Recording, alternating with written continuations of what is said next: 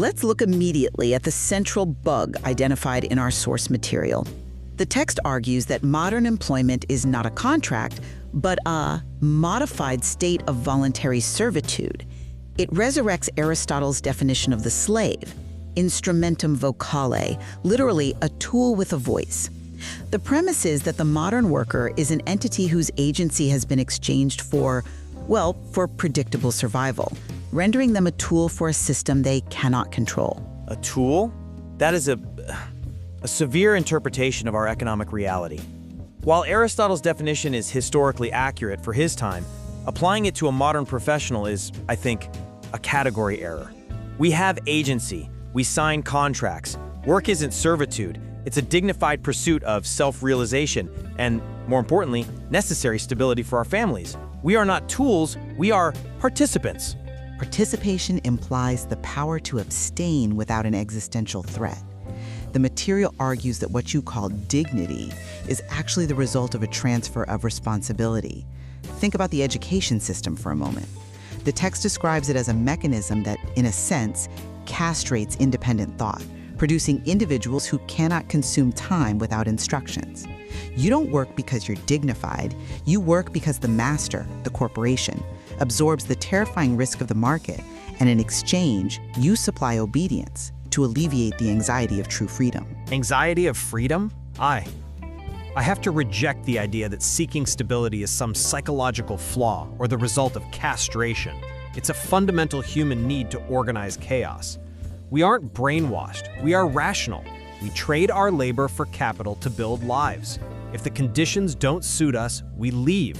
That ability to walk away fundamentally separates us from the ancient definition of the slave. But do you walk away to freedom or just to a different cage? The text identifies this very thing as the relative stability trap.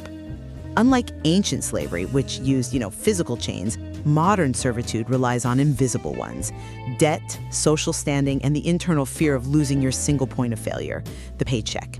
If your biological survival depends entirely on one source of income, your so-called choice to leave is an illusion. The infrastructure coerces your consent before you even sign a contract. Okay, but if the corporate structure is such a trap, then you have to explain the explosion of the gig economy. Millions of freelancers and entrepreneurs have in fact broken that single chain. They choose their hours, they choose their clients, and their rates. This sector is proof that people can liberate themselves from the master while still participating in the economy. The material anticipates this objection. It dismisses it as the freelance fallacy. The argument is that this is merely fragmented servitude.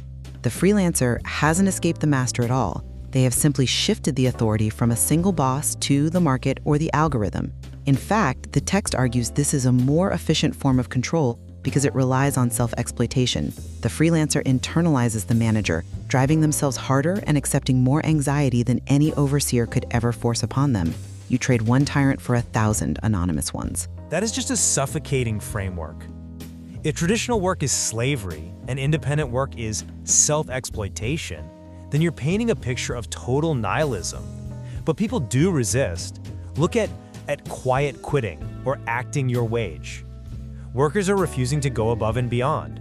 That is a reclamation of agency. It's a way of saying, I control my own energy. The text acknowledges that. It calls it a system bug. Refusing to fully reproduce capital does increase the cost of control for the employer. However, it also notes that tax remains the unavoidable chain.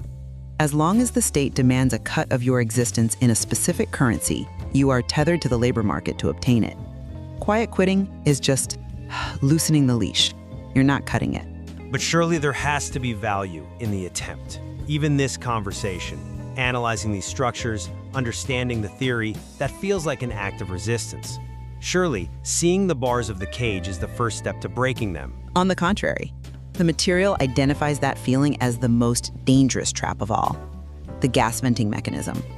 The theory suggests that consuming critique, reading this text, listening to this very show, provides intellectual catharsis. It makes you feel superior, rebellious, but that feeling acts as a pressure valve.